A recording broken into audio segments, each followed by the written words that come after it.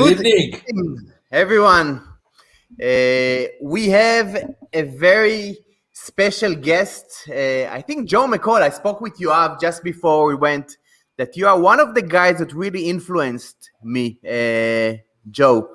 And I mean that also because I remember you are doing a lot of traveling in Europe and speaking about the lifestyle aspect of the business. And I think you reached out to me when I was traveling with my family in Japan, and we connected, and we put together a course together, the MLS hacks. So you also introduced me to all the coaching and the funnel work and Russell Brunson and ClickFunnels.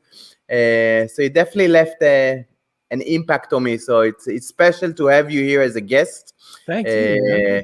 So we're excited to have you. So Joe, for those of us who don't know you, can you kind of give us a quick intro of who you are and what you do these days, kind of your backstory?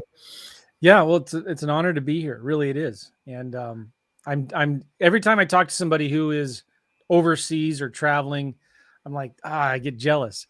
I get like envious. I'm like, I wish I was in Israel right now. I've never been to Israel. I'd love to go someday. I really would. But I got started real estate investing full-time in 2009. I was an engineer. I worked for a civil engineering company building power plants. And then I started getting transferred a lot to different power plants and got tired of traveling. And I got the real estate bug. My first deal was a complete disaster. I said, I'm never doing real estate again. But I wanted to find a way to quit my job and work for myself. So I started wholesaling. My first deal, again, I made every mistake possible, but I made like 15 grand on my first wholesaling deal. And this is like that's my story. Make a lot of mistakes, figure things out, figure out the right way to do it, and start having success. So early on, I knew I wanted to have a business that I could run virtually from anywhere in the world. And even the deals I was doing in my backyard in St. Louis, Missouri, I wanted a way that I didn't want big overhead. I didn't want staff. I didn't want an office. I wanted to be able to work from my laptop as long as I had an internet connection. And so I started just thinking about that. How can I have a business that allows me to be virtual and do it from anywhere? And so about 9 years ago, we took our first trip for 2 months to Europe with my wife and 4 kids. And I did lease option deals virtually while traveling around. We were based in Prague in the Czech Republic and traveled from there. We were there for 2 months. And that was fun. And then 3-4 years later, we took an RV trip for 3 months through the northwestern part of the United States and did deals. And then a couple of years after that, we went back to Prague for 3 months and did deals while traveling. And each of the times that I went, Chaim, it was really simple. I made a list of like what I was doing in my business. I made a list of all of the things that we're doing. And I asked myself a question: how can I do none of this? Right. And I just started building systems or hiring people to do this stuff for me. And that's what allowed me to do these deals virtually. That's when, because I saw you wherever you were traveling in Japan, I think, I thought, this is amazing. There's somebody else that gets it. There's somebody else that's doing this, because it's hard to find. At least back then. It's a lot more common now. And that's when I reached out to you, and we had, we just kind of hit it off, and you're doing some cool things that I wasn't doing. And that's how, that's what I love about this, what you guys are doing now in this group here, this community. It's amazing. Yeah. So this group is, again, most of us are wholesalers from Israel, so we're doing it remotely. Awesome. And there is challenges with it, not being on the ground, not knowing the market. But now it's more common, as you said. But I think wholesaling in general, it's a new concept, a new strategy for a lot of people in Israel. And you even took it further. You created within the wholesaling another niche. So can you talk about the wholesaling lease option? Yeah. Kind of you started it. I think this is what you are your main strategy. I think that you teach these days. Yeah. So for most people in this group know what is wholesaling. So can you explain us what is wholesaling lease option? Yeah. Because that's interesting Yeah, within and itself. remind me, I also want to talk to you about how we're wholesaling vacant land right now as well, which Okay. is something I'm really excited about. That's interesting as well. Awesome. Yeah, All right. with lease options, you know, that I was telling you about, my first house that I bought was a complete disaster, and it was because I had a tenant in there, and anybody who's owned rental properties knows what I'm talking about. I had the tenant from hell. I had the property management company that didn't care about me. All they cared about was nickel and diming me for, you know, and the tenant was always late, and I was paying the mortgage payment before I got the rent, and I didn't get any of the late fees. The property management company kept all the late fees, and so I said, I never want to own a property again. Well, then I started buying properties, and I still had kind of the same problems. And I read a book by a guy named Robert Sheeman, and he had a book called Secrets of a Millionaire Landlord, and he had a chapter in there on lease options. And I really intrigued me because on a lease option, it's not a tenant that's in there, it's a tenant buyer. The tenant buyer is somebody who wants to buy the house. So they put a larger deposit down. They're taking better care of the home because they want to buy it eventually. And that really piqued my interest because I thought, oh my gosh, this solves a lot of my typical landlord headaches, because now I get somebody in there who's going to take care of the home. So I started studying about lease options. And then but I couldn't figure out how to do it yet. And then fast forward a few years, I'm working my engineering job, didn't like it, wasn't happy. And then I started doing what everybody else was doing. I was doing the postcards to absentee owners, which, by the way, postcards still work. And I see them, they're working better now than they have in the last few years. And absentee owners is still the best list to mail to, right? So anyways, I was doing postcards to absentee owners, and I was getting frustrated with throwing away so many leads that didn't have any equity. And I thought, there's got to be something that I can do. And this was in 2008. So the market had kind of crashed. It was starting to fall. And I thought, there's got to be something that I can do with these leads that don't have any equity. They're motivated. They want to sell it, but can't. They don't want to be a long distance landlord, but there's not enough equity in it, and there's not enough cash flow. So I don't want to stay in the middle. I don't want to do what's called a sandwich lease option, where you're staying in the middle. So I thought, I wonder if I can get these properties under a lease option contract. And instead of wholesaling it to a cash buyer or an investor or a landlord, I'll wholesale it to the tenant buyer who's going to live in the house, and then I'll be done and out of the deal. So I started doing that, stumbling my way through it. I started finding other people that were already doing it. I found one guy, and this is what really got me interested in virtual deals, virtual wholesaling as well. I found a guy that was doing it in Atlanta from a beach condo in Florida. I found another guy who was doing this in Chicago from the country of India. So he was from India, but he was a U.S. citizen. He went to university here, and he just got tired of the corporate ladder and wanted to go back to India because the cost of living was cheaper there. But he was still doing 2 or 3 lease option deals a month in Chicago from the country of India. So I thought, this is amazing. And so I started doing it, and I found out that these deals at the time were actually easier, because I could give sellers whatever price they wanted, as long as they were willing to wait and rent it to me during that time. So I would give a seller, let's say, just use simple round numbers. I'd give a seller who wanted, the house was worth $100,000 and they owed $100,000.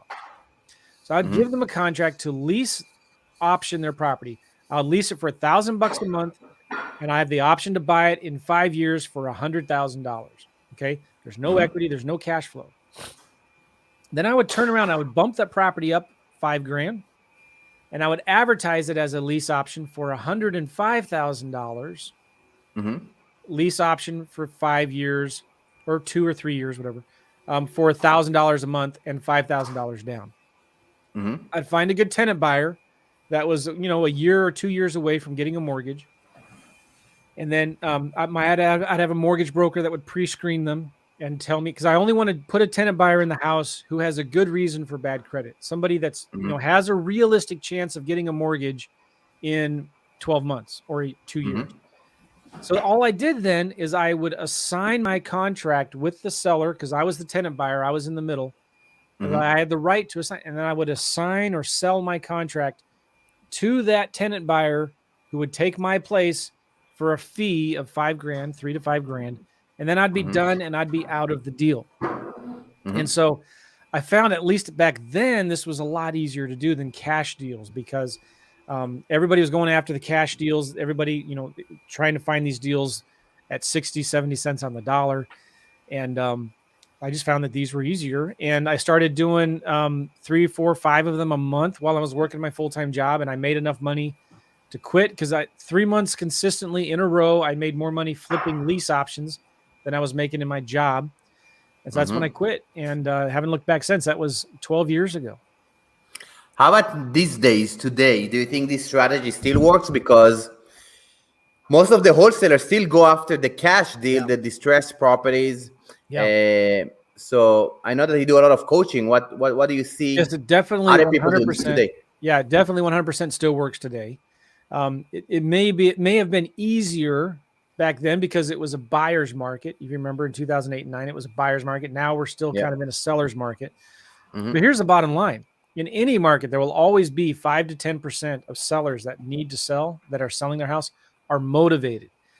5 to 10% of sellers, they have divorce, a job loss, job transfer. They're tired of the property. The tenant's trashed it. They're a tired landlord. They just want to get out of it. There'll always be the 5 to 10%. So it may be not as easy now because we're in a seller's market, but it still works. And so what I do is I don't look for lease option deals. I'm looking for deals, right? So I'm looking for motivated sellers. And when I find a motivated seller, all I care about is their situation. I don't care about the house. I don't care about what they owe. I want to know what their situation is. Why do they need to sell a house, or do they want to sell their house? And if they need to sell it, I'm going to find, okay, what's your bottom line number? What's the least you'd take? And if the house is worth 100 and they'll only sell it for 90, well, my cash offer of 70,000 isn't going to work. So then I'll offer them a lease option, and then I'll give them 2 options. So basically what I'm saying is I'll give the sellers options now.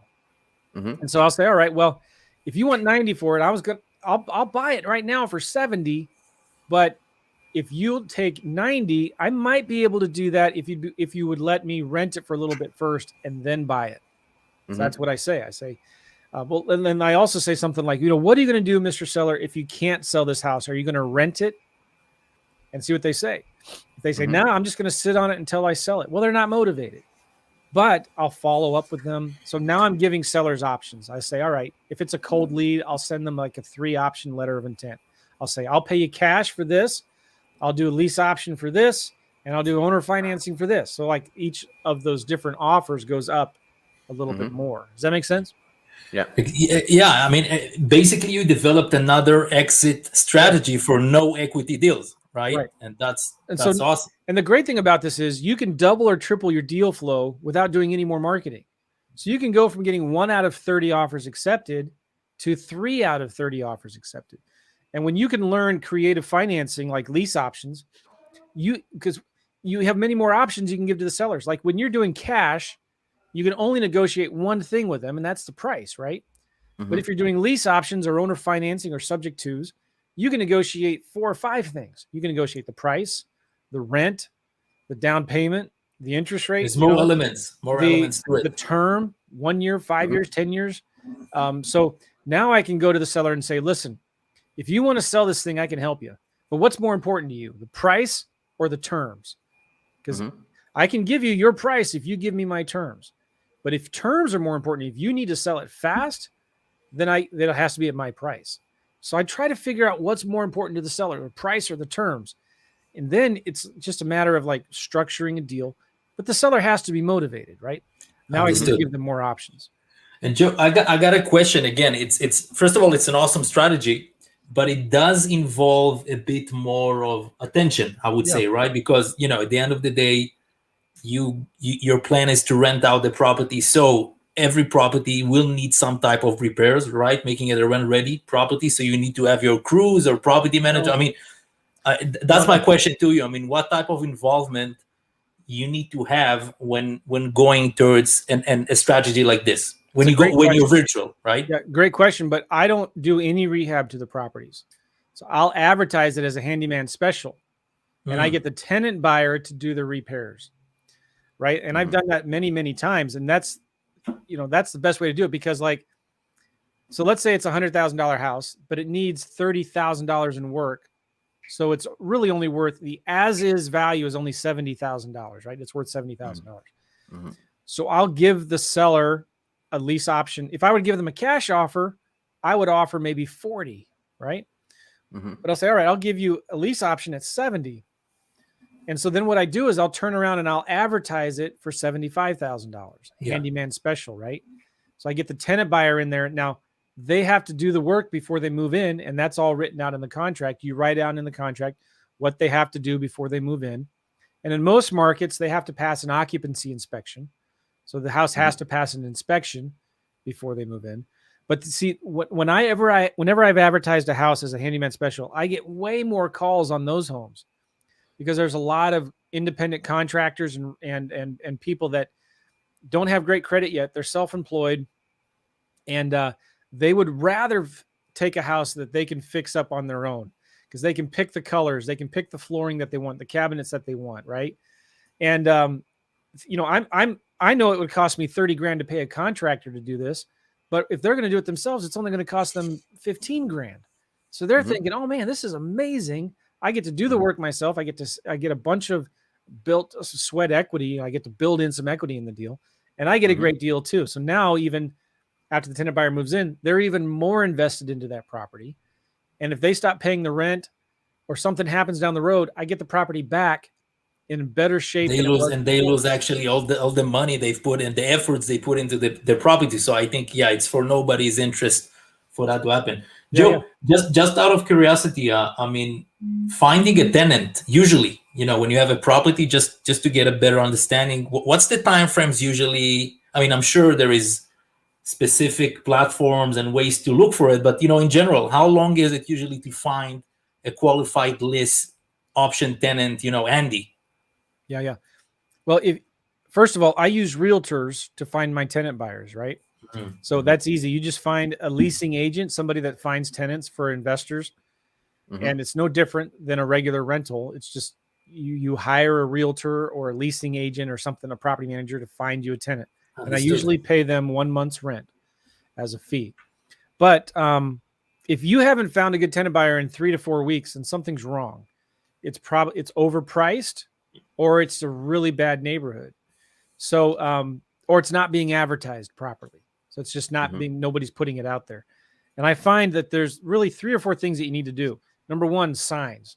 Get your realtor to put a sign in the yard that says rent to own, 3% moves you in, phone number. That's it. Okay. And then signs in the neighborhood on the weekend. Signs work great. Second thing is Facebook Marketplace. Just put it on Facebook Marketplace. Third, Craigslist, of course. Fourth, Zillow. If you can get it on Zillow, put it on Zillow. And like 9 times out of 10, I can find a good tenant buyer in 3 to 4 weeks if I do those things.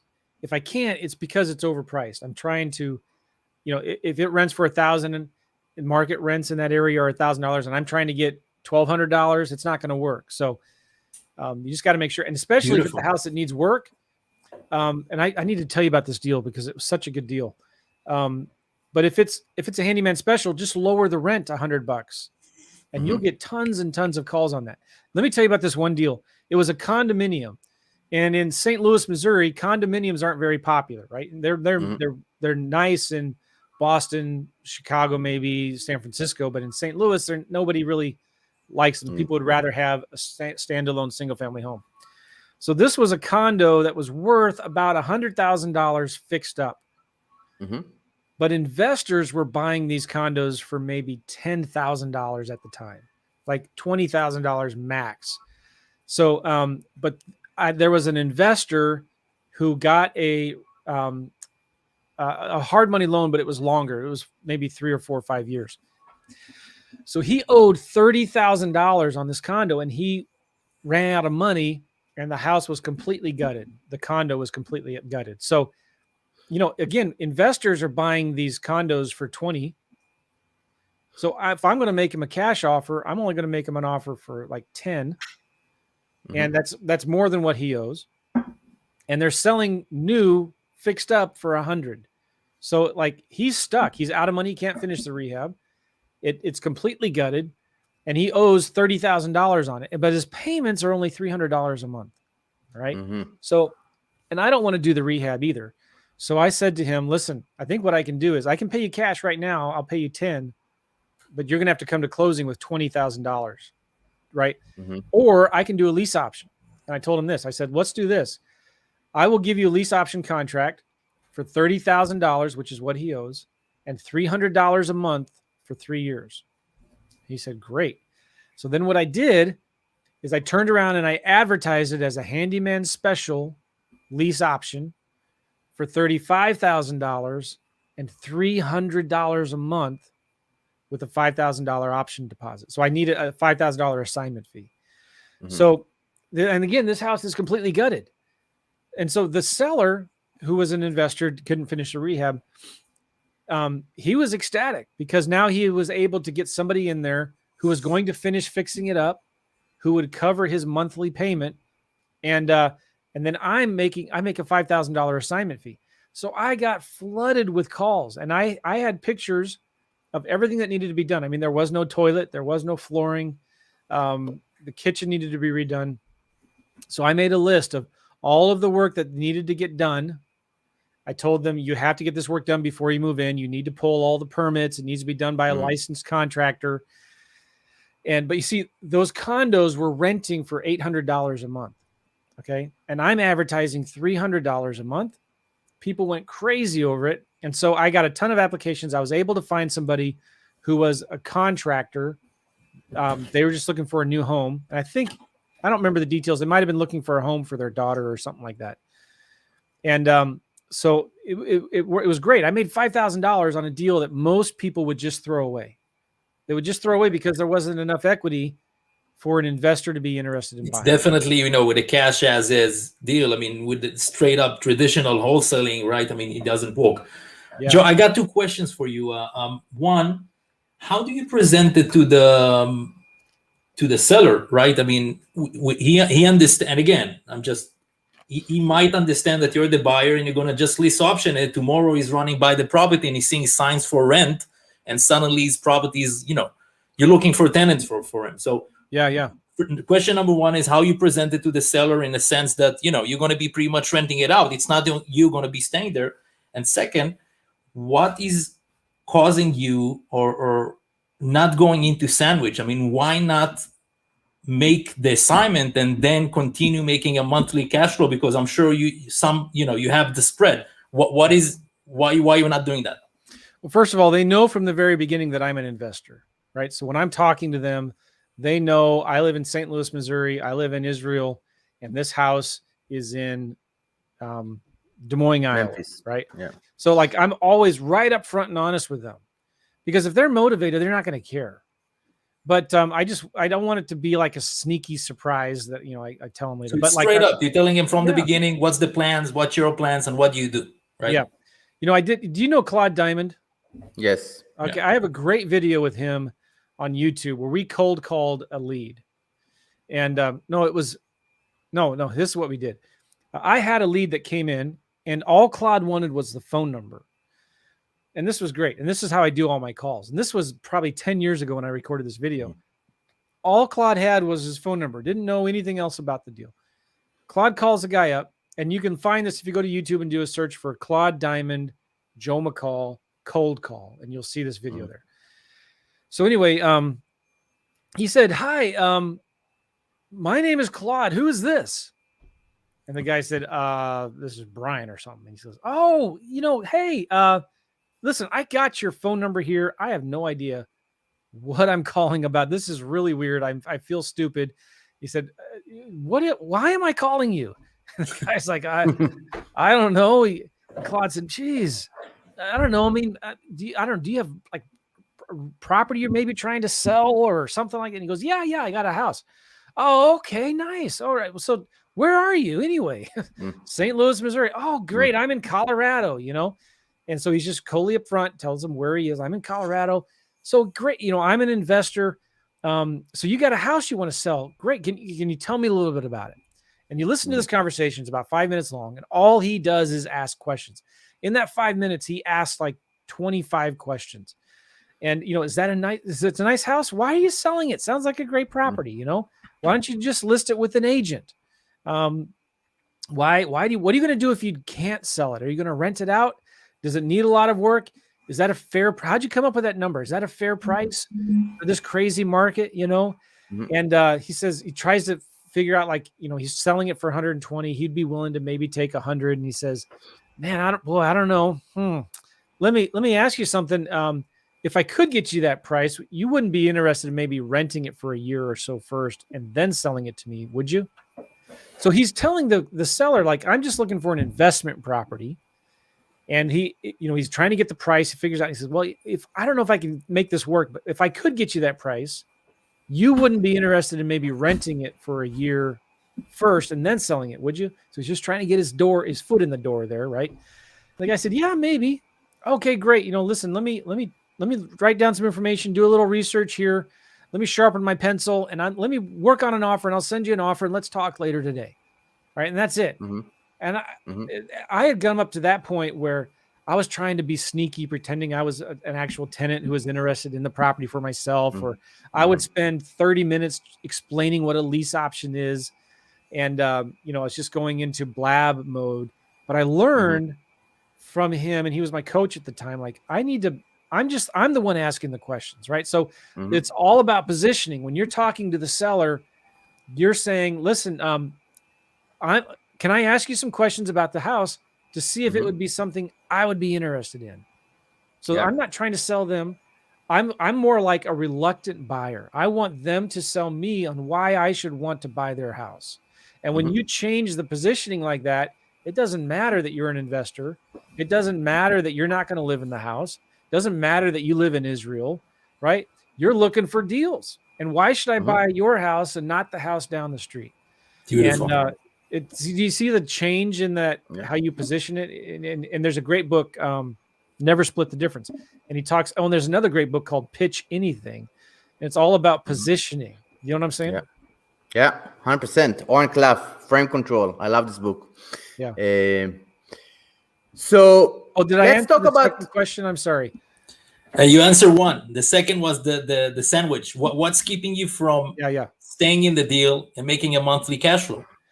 I'll stay in the deal if it cash flows, if there's at least 15% equity, and then there's at least 25% of the rent for cash flow. That's kind of my general rule of thumb. And I need to do it for at least 3 to 5 years. So if I get those three things, 15% equity, 25% cash flow, or maybe $300 a month cash flow, and at least 3 years, maybe 5 years, then I'll stay in the deal. And I'll tell the seller that too. I'll say, listen, I call it my perfect tenant program. Okay. I'll take care of all the maintenance, the repairs. You don't have to worry about anything. I'm just going to send you a check every single month. You're the bank. I'm going to send you a check every single month, and you don't have to worry about any of that stuff because I'm going to be the tenant. I'm going to take care of it all. And, but if that doesn't work for you, because that's going to be a little lower number, if you want this higher number here, then what I'm going to do is I'm not going to stay in the middle. I'm just going to sell my contract to a qualified tenant buyer. Then you can approve or say yes or no to. So I let the seller know that I'll stay in the middle if it's this price, and I'll assign my contract if it's this price. Understood. Yeah. Positioning again. Yeah, 100%. So first of all, again, whoever has questions for Joe and wants to put it here, please let us know and post your question. I'm sure Joe would love to answer a few questions for us. So if somebody is listening to you now and says, this is a great strategy, now, do I need to pivot and do something new, or can I add something to my marketing and just add another tool to my toolbox? Yeah. The marketing is the same. It's different lists. Again, it's either or in addition to traditional wholesaling. Yes, I don't recommend you only do like one strategy, only do lease options. Now, having said that, when you're new, sometimes it's important to focus on one strategy, and I get that, right? Master it. So, tongue in cheek, I'd say you should focus on one strategy, but like I think you should be focused on finding motivated sellers. Like I say this all the time. We're not in the real estate investing business. We're in the marketing business, right? So I don't care about the house. All I care about is the seller situation. I'm looking for motivated sellers. So I'm not in the real estate business. I'm not in the wholesaling business, the lease options business, the vacant land business. I'm in the marketing business. And if I can be better at marketing than anybody else, right? And I have simple rules like marketing, and you need a scorecard. Every day you get somebody to do your marketing for you in spite of you. So that your pipeline is always full of leads. Like Chaim, you're really good at that with using VAs to email realtors, for example, right? So I always have somebody else doing the marketing for me in spite of me. Like that's the first thing you got to outsource. Get a VA to do your marketing. Get a printing mail company to do your direct mail. Hire an agency to do your Facebook ads. Get that off your plate. Get somebody else doing that. Then the second rule is you talk to 5 sellers a day. Okay. Talk to 5 sellers a day. And then the next rule is you make an offer to every single seller you talk to, right? Always make them an offer and send it in the mail, send it in the physical mail. And it's easier than ever to do this, even if you're from Israel, because you can use click to mail. There's another service from Go Big Printing called Print Genie, where like you can send one-off postcards, one-off letters. But I like click to mail. And then, so like, there's no excuse. And you can do this virtually from anywhere. I use FreedomSoft, but like, if you follow those rules, you understand we're in the marketing business, get somebody else to do it for you in spite of you. Talk to 5 sellers a day, just even for 5 minutes each seller. That's 25 minutes a day. Who can't do that, right? And then you make an offer to every seller. And then there's one more rule. My number 4 rule is follow up with every seller lead you have. Okay. Every 30 days, follow up with all of your old leads.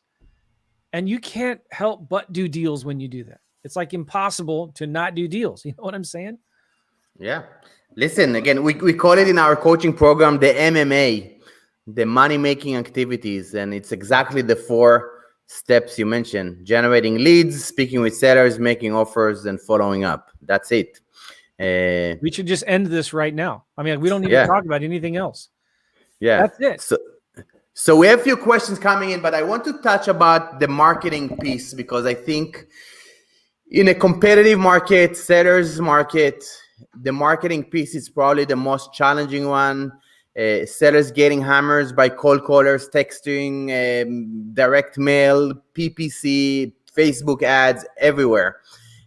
So what do you see works in today's market? And now, do you use specific marketing channel to specific strategy? Because you mentioned you also do vacant lands. So I'm gonna give you. I have a free report. I'll give it to you guys for free if anybody wants, and I'll send you guys a link. It's called my top 5 strategies for finding deals in 2021. Is it okay if I give it to you guys for free? Sure. Love that. Okay, let me find it on Google Drive here real quick. The top strategies. Here it is.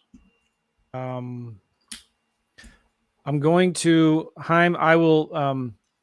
Oh shoot! Hold on here. Share. Here we go. Share. I'm going to send you a share link. Only people who can view. Awesome. Wait. Sorry. Hold on one second. Anyone with the link can view it. Copy. All right, Chaim. I'm going to put it right now in your Facebook Messenger thing. It's a Google Drive PDF. All right. And maybe I can just share it. Well, can I share we'll my make sure screen? also to put it in the comments, guys. So check the comments afterwards if you want to find Joe strategies. I'm going to try to share my screen here. Go for it.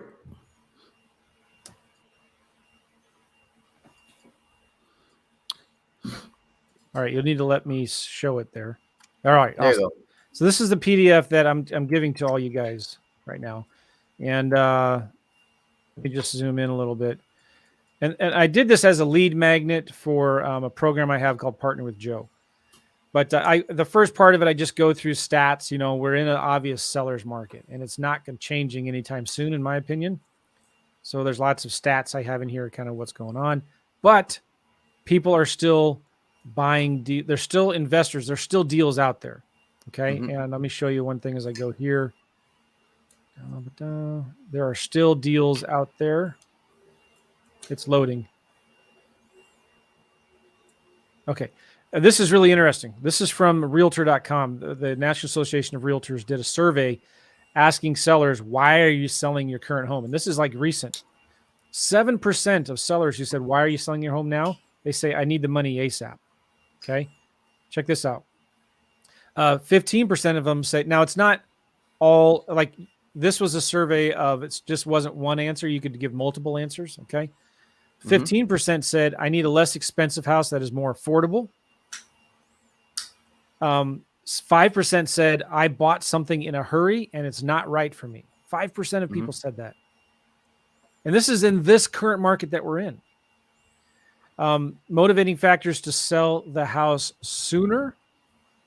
Okay, why do you want to sell this thing now or later? And they say, well, if someone can handle all the logistics for me of buying and selling at the same time, I'll sell it fast. If I didn't have to prepare my home for the sale, and if I didn't have any home showings, I prefer to sell my home sooner. I don't know if that makes sense. Yeah. So the follow-up question, how do you find these people? Okay, good. Thank you. Hurry up, Joe. Get to the point. Okay, it's right here. Page. I have 5 ways to find my favorite strategies right now. Here we go. Number 1, realtors. Okay, I love realtors. Take a look at this. If you go to Redfin, you're in San Francisco. You were. Right. So let's look at San Francisco. How do you spell San Francisco. Okay, one of the hottest markets in the country, right? For sure. All you got to do is stick a sign in the yard, and your house is going to sell in minutes, multiple bids above asking price, right? Again, all you have to do is stick a sign in the yard. Let's look in the entire Bay Area up to Sacramento, Modesto. All right. There's 11,000 homes for sale right now. But look at this. Let's go to houses only. Let's make sure we're looking at, homes under $2 million, let's say. And I want to make sure we're not doing any new construction. So let's look. They have to have been built before 2017. I click apply filters. There's 4,300 homes, right? Under 2 million, houses only for sale. But look at this. If I go to time on Redfin, more than 60 days, how many do you think there's going to be? 615 homes.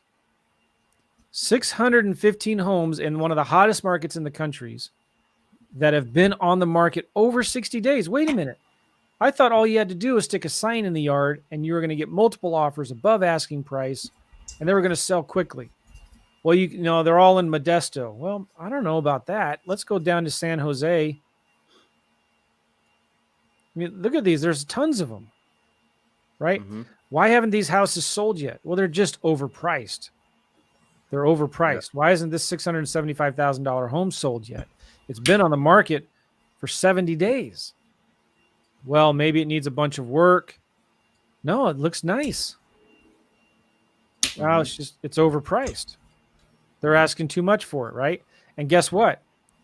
They're probably getting nervous right about now because we're coming to the end of the house buying season.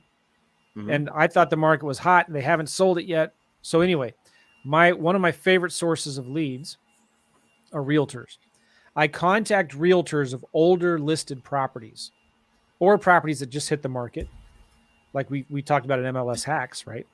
But I like to look for properties that have been on the market over 30 days, properties that need updating, and I contact the realtors. So if it's a cheaper property that needs updating, and there's tons of them, like, let's just go to my backyard, St. Louis, Missouri. Because you're probably not going to do virtual deals in San Francisco. At least I wouldn't recommend it, right, Haim? Probably not. Okay. All right. So let's look at St. Louis. Great market. I like St. Louis because it's a good cash flow market, okay? Let's look at all the homes under $125,000, okay?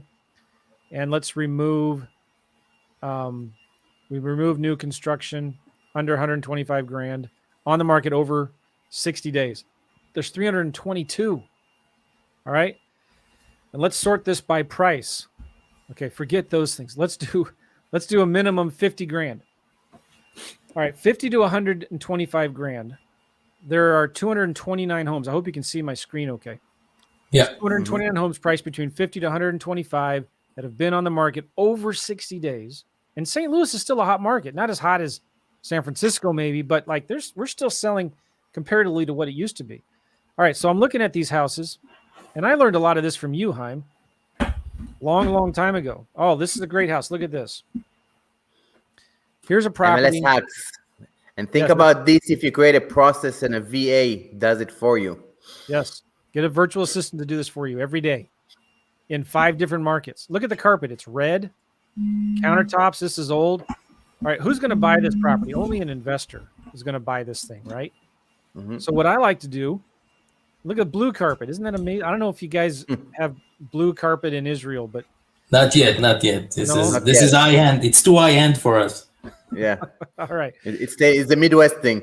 Oh, it's weird. Even for us in the Midwest, it's weird. But like, okay, now what do? Here's the listing agent, Mark Butler, and there's his phone number. It's actually, look at this. They have a phone number and email. That's pretty rare, actually. Probably because it's under a certain price point. If it's over a certain price point, Redfin wants you to call their buyer's agents. But anyway, you can Google, find out who that owner, the realtor is, and call them or email them and say, hey, my name is Joe. I'm an investor. I'm buying more properties in the St. Louis area. And I see your house here on North Taylor Avenue. It looks like a nice house. And I'm just curious, why hasn't it sold yet? What's going on? It's been on the market for 74 days. And you want to tell the realtor, you want the realtor to tell you why it hasn't sold yet. Well, it needs updating. It's not been updated and needs a lot of work. Well, man, I'm just curious, how negotiable are they on their price? If I were to, offer them, like, I don't want to waste your time, but if I were to offer them something crazy, like $30,000, would they even be interested in that? And they, the realtor says, maybe, I don't know, or let me check with them. Or the realtor will say, no way. I said, well, what if I could get them something closer to their asking price? I don't know. Would they be willing to do some seller financing or something like that? By the way, side note, I don't like doing lease options on cheaper properties. I only do lease options on nicer homes, right? So in St. Louis, I only want to do lease options on homes maybe over $100,000. But like for a cheaper home, I might say, I don't know if this will work, but if I could get them their price, would they be willing to do some seller financing or something? So now, do you think this strategy works these days? Oh, yeah. Yeah. I had just 5 months ago, I was doing this as a demonstration in Louisville, Kentucky. I found a house that was listed for $99,000. And I downloaded. So look, the cool thing about Redfin here is if you scroll down to the right, you can see this button, download all. You can download all these properties into a spreadsheet. You can upload them to PropStream, PropStreamJoe.com. That's my affiliate link. You can upload them to PropStream, and PropStream will append all of the owner data and the realtor data on that property. Okay. And then I got all the realtors' emails, and I use a tool called gmass.co, GMASS.co. It's an email tool, and it sends emails to realtor, to whoever, and it merges fields and things like that. And I sent a generic email, and I had the list price in there, and I sent an email saying, hey, Mr. or Jim, I'm emailing about your property at 123 Main Street. Would your client consider anything in the, and I had a formula that said, 60 to 70% of list price. I said, would your client consider anything between, on that $50,000 house, would they consider anything between $30,000 to $40,000? Okay. So in this example, in Louisville, Kentucky, I sent a realtor, it was listed for $99,000. I said, would they accept anything in the $60,000 to $70,000 range? And the realtor replied back within the hour, yes. So I was like, what? And so I called a local wholesaler that I knew in Louisville. He went away. He went and looked at the deal, and I don't know what happened to it. I just gave it to him. But so it can happen, especially now if you understand creative financing, because now what you're going to get the best response on, and this will blow you away if you do this. If you download all 230 of these, and you send them to an email and say, listen, this house for $61,500.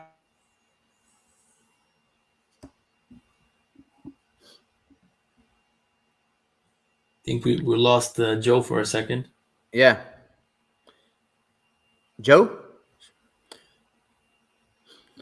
So anyway, I can tell you that this strategy that Joe describes, that was my main strategy where in my beginning stages of my wholesaling career, when I didn't have any money to pay for a cold caller or to do direct mail. That's what I was doing. I was paying a virtual assistant $3 an hour, gave them a system, created a video, and that's what they were doing. They were sending like 50 offers per day. You get leads like that. You get. I mean, let's start with you. You get leads for sure. We're gonna get leads. We're gonna get a lot of no's, but it's gonna open the door to start to build a relationship with realtors. And the way I did it, even to make my offer even stronger, to make sure that they know that I'm serious, I attach a proof of funds letter to the email to make sure, hi, my name is Chaim, I'm an investor from California or from Israel. I'm looking to buy a property in the area, and I would just do mail merges. And just to show you that I'm serious, I'm just attaching my proof of funds. Please let me know if you want to continue the conversation or if the seller will be open to an offer in this range. And this will get you either a conversation or a hard no, or maybe they will say, you know what, not on this house, but maybe on another house. And then they're going to give you again, and think about it, if you do it like 300, 400 a month, every month. So that was powerful message. I was just telling them, Joe, how to add the proof of funds letter or bank statement to these emails, just to give you another authority when you reach out to agents, to make sure that they're doing their own screening and they know that they are for real. Yeah, great idea. So attach a proof of funds, and that's good. So anyway, I was just saying, you send an email saying, if I can get them their price, would they be willing to owner finance? And you'll be surprised how many realtors will say, that might work. Let me ask them. Right? Okay. Let's shift gears, because a lot of people asking about the vacant land strategy. And you mentioned that you're doing something interesting. So how do you wholesale vacant lands? What's the benefits or the advantages over simple traditional wholesale deal? Yeah, so I really like vacant land for a lot of reasons, but there's less competition is one of the big reasons for it. Yes. Okay? And there's a big demand for cheap vacant land. And so what I like to do is I send postcards to people who own vacant land from outside of that state. And I like to go where there's recreational vacant land, near the mountains, near state parks, near national parks. And I'm trying to sell, my customer is the family of the guy who wants a place to go ride their four-wheelers, to build a cabin, to go camping, to go hunting. Mm-hmm. When the government comes to take all their guns, they can go there and hide their guns. You know what I mean? Mm-hmm. Yeah. I don't know if that translates well to people in Israel. Yeah. In America, our guns are important to us, so we want a place we can hide them when the government comes to take them away. But anyway, especially in the red states, especially the cash flow states. Right. Not in California, but no, not in California. So people want a place where they can buy land, and there's in the United States, there's tons of it.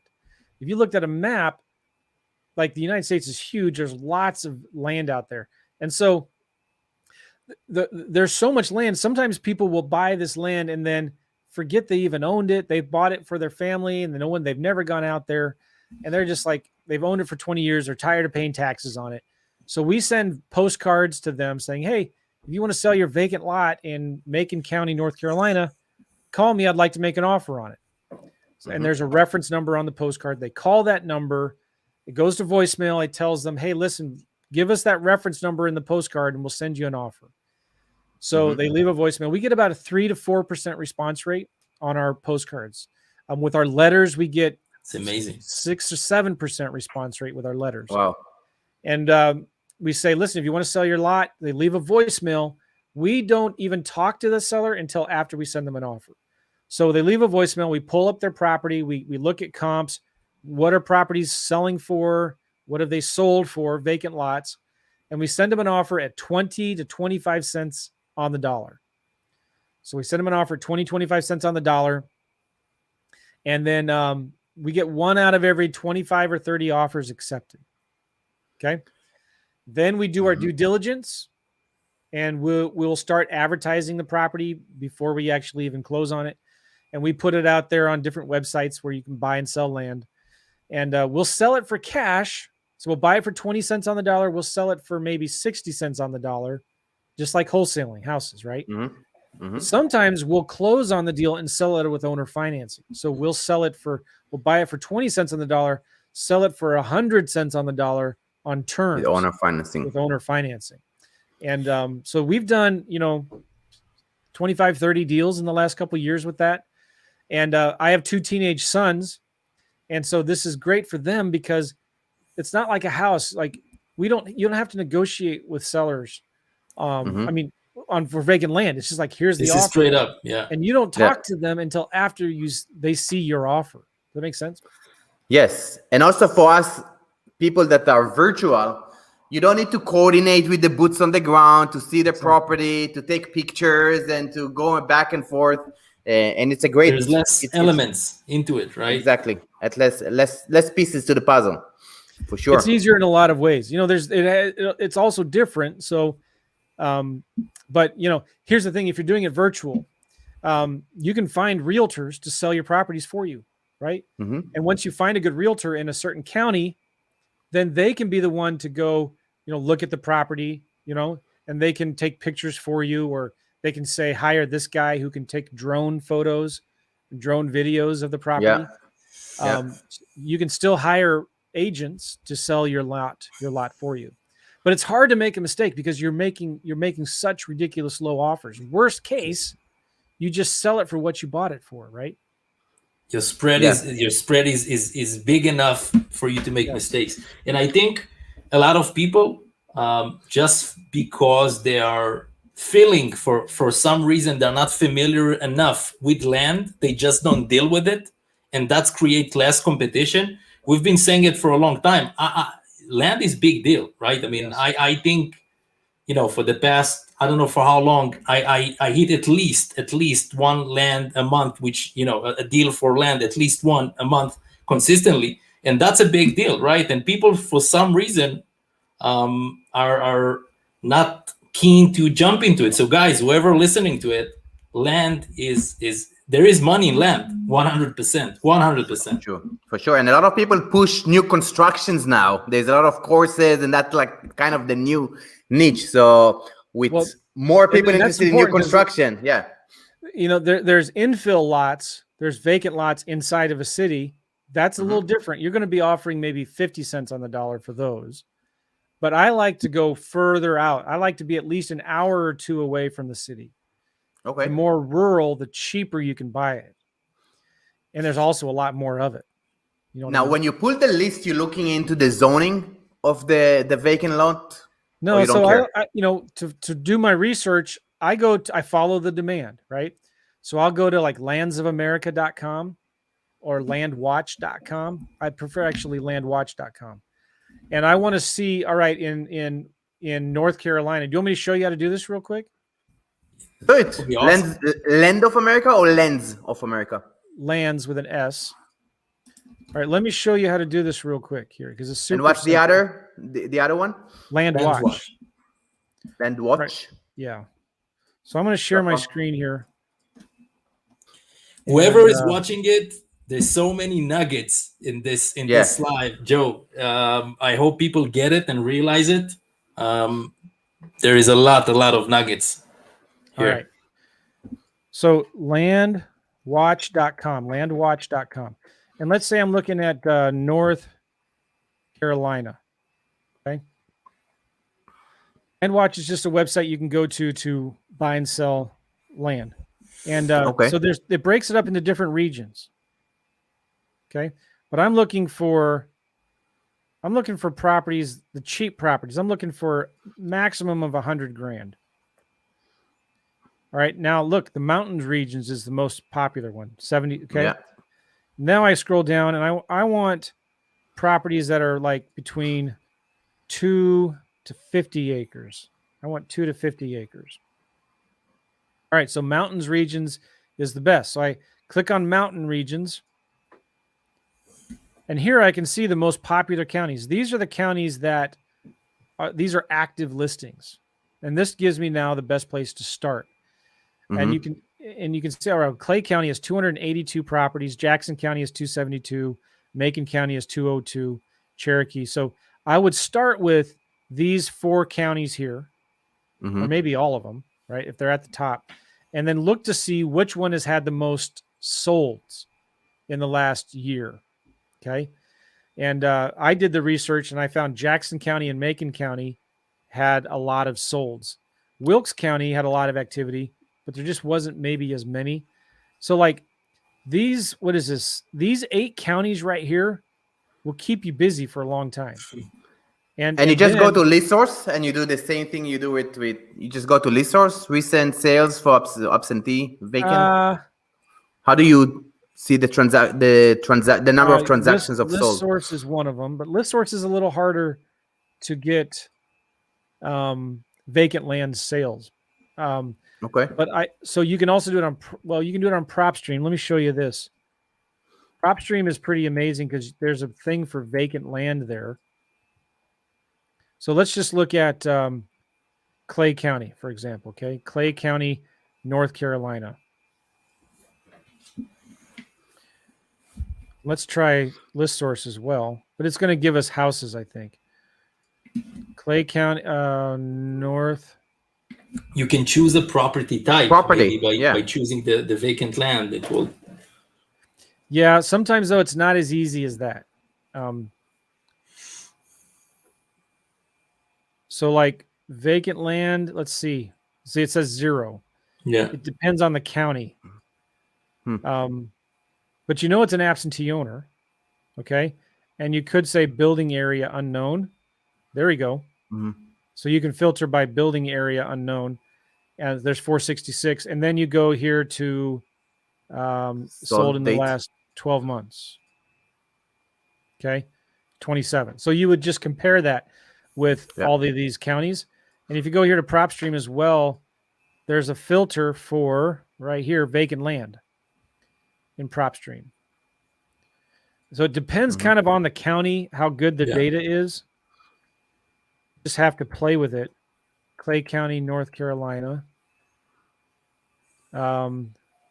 Vacant land. All right, there's 7,800 properties there, okay? And then you could search for last year ownership info. They've owned it maximum 1 year, maybe. There you go, 561. You also want to look at absentee owners. You want to make sure they don't live on the property. So yeah, it looks like PropStream might be doing pretty good. More records here, yeah, for sure. Well, let me give you one more resource. This actually is really phenomenal. This website called Priced, PRYCD. These guys are a really good company for vacant land investors. And I don't have the time. I interviewed these guys on my podcast, and we did kind of a demonstration of what they do. But Priced is really cool. Go look and see what they do. They help you do research. They help you price the properties. They scrub the data. They give you a KML map that you can put into Google Earth. They help you do due diligence. These guys are pretty amazing what they've done here at Priced. So, that's what I like doing. I start with Land Watch. I look to see what are the areas that have the cheapest properties. And then all right, these are the counties that I start doing my research. I'm going to pick at least 3 or 4 of them. I pick the 4 counties, and then I buy my list from Priced. And then Priced will give you the comps, the sold and the active comps for vacant land. And then that's where I kind of do it from. Joe, I think it's one of the it's definitely one of the most practical lives we had 100%. There is, I mean, sure. people are, I encourage people to watch this over again at least twice. There's nuggets For here, sure. 100%. A lot of tactical, yeah. So last question, Joe, how do you leverage, and because again, one of your tagline that you use is it's marketing, automation, and delegation. So with all this detailed process, how do you delegate and kind of doing your marketing for you in spite of you? I think that's your line. What's your process? Because a lot of people have the hard time to to let go and let somebody else do it, and they are scared that they're gonna mess it up. How you go about it? Can you give tips to somebody who wants to do it, just can't make it happen? Yeah. So for me, again, I mentioned it before. I make a list of everything that I have to do in a deal, and I ask myself a simple question: how can I do none of this? So I look at my marketing. Okay, I can get a virtual assistant to do this. I have a local US-based assistant that helps me. Even if you're doing this in Israel, I recommend you get a local assistant. There's something special about that, where you can sit down with them, you can show them what you want to have done. It doesn't have to be local, but it's going to cost you a little bit more. So it's just, for me, I have virtual assistants in the Philippines, and I have local assistants here in the US. Now, actually, all of my local assistants are actually virtual. One's in Illinois, one's in Florida, and one's in Minnesota. But so anyway, I say, all right, well, I can have my VAs do this, but I need somebody to manage the VAs. So that's why I have my local assistant, my main assistant, manage the VAs. And then I say, all right, well, who's going to pre-screen the leads? Well, I can use this call center. Maybe I can partner. I can have a VA pre-screen the leads. I think, all right, now who's going to actually meet the sellers and make the offers? Well, I can have my sons do that for vacant land deals.